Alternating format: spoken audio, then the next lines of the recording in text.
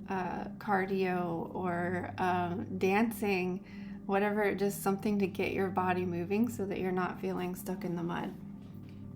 I recommend root vegetables and heavier foods for earth energy, but if that's something that's too much for you, I recommend maybe having a soup or a salad for dinner, so that you're not feeling so bogged down, and especially with soup, you're giving your digestion the lubrication to move, and when your digestive system is flowing, your body feels more able to move and flow, and helps you get unstuck. So the moon deck has interesting information regarding the Virgo energy, just so that you get a little bit different perspectives than just how I feel about it. The full moon in Virgo, the phrase here is "you are good enough." And the new moon is time to give rather than take. So we'll just dive deeper into that, see what she has to say. We'll start with the new moon in Virgo.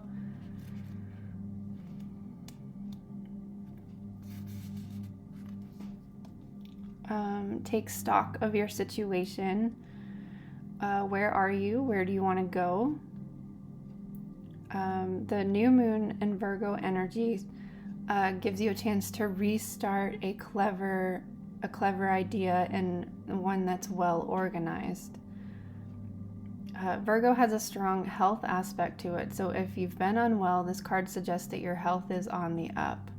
Virgo loves clean eating and alternative therapies, so add these to your routines now.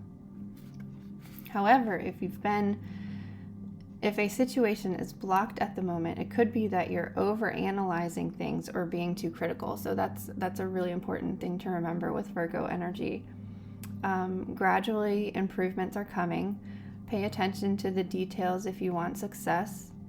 Be of service to others, and love and money will follow.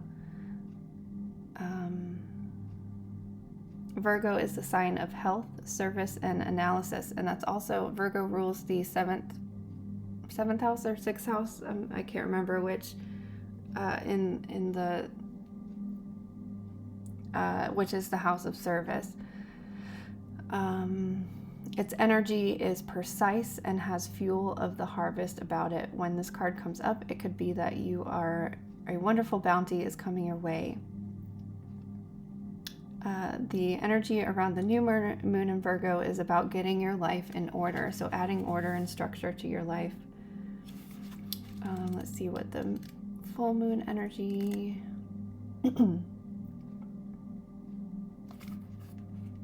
I really love filming these videos and getting a chance to read these with you, because I've never read the book before. I just use the deck on its own. So let's see, the full moon energy is it's time to really be honest with yourself and understand what led you to ask your question. Humility is good, but can go too far. Drawing this card suggests that you may be underrating yourself.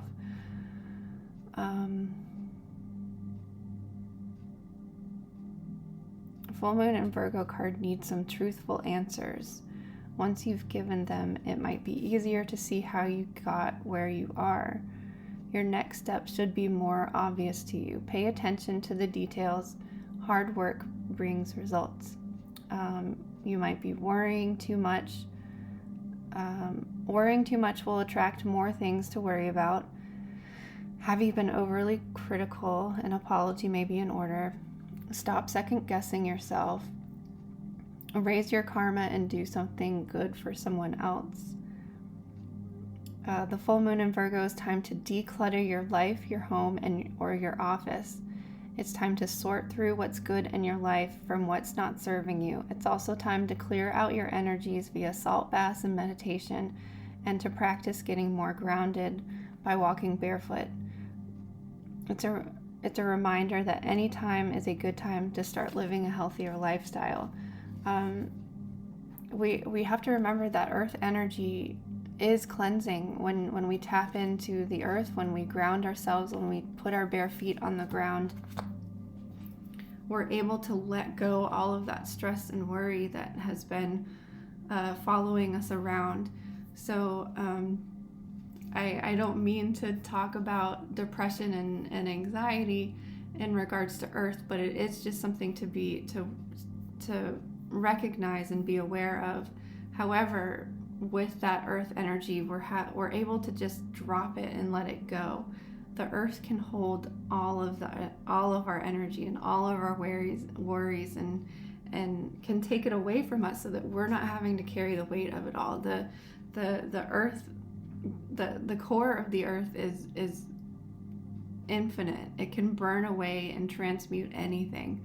So if you're carrying too much, if you're worrying too much, remember that the earth can take it all. So that's another really, I'm glad that reminded me of that.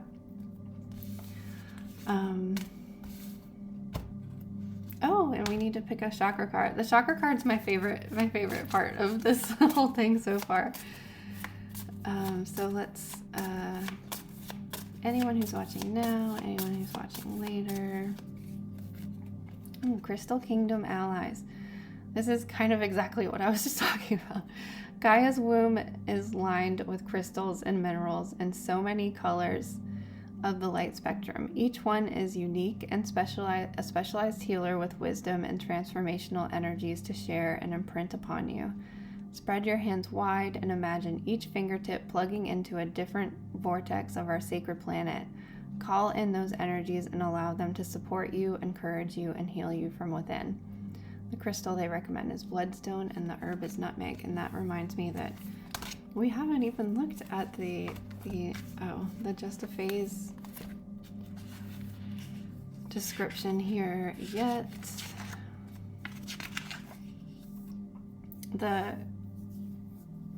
crystals that I recommend are Fezzanite and Hypersthene and red jasper. The balancing stones I recommend are Orchid Calcite and Trallite. So Orchid Calcite is an orange stone. It's orange calcite mixed with black tourmaline. So orange calcite is a sacral chakra stone. It's going to get your blood pumping and get your creativity juices flowing. But because it has this black tourmaline mixed in with it, it also has that grounding element of the earth element. So it keeps you grounded while like getting some movement in there too. So that's a little balancing. If you're too grounded to get some movement going, I recommend Trallite, because Virgos are very much in their head, and sometimes it can be worry or anxiety and excessive. So Trallite helps you narrow all those thoughts into your third eye energy, and so that you're able to see things clearly and you're not clouded with all this worry. Our Fezzanite and Hypersthene I kind of use interchangeably. They help you be productive. They are black stone, so they're going to help you ground. They're also going to be clearing. They kind of help you clear all of that excess out as well, like I was saying with Trallite. And really focus on the things that need to get done, which I feel like really captures Virgo energy. So those are the stones that we recommended in the planner there.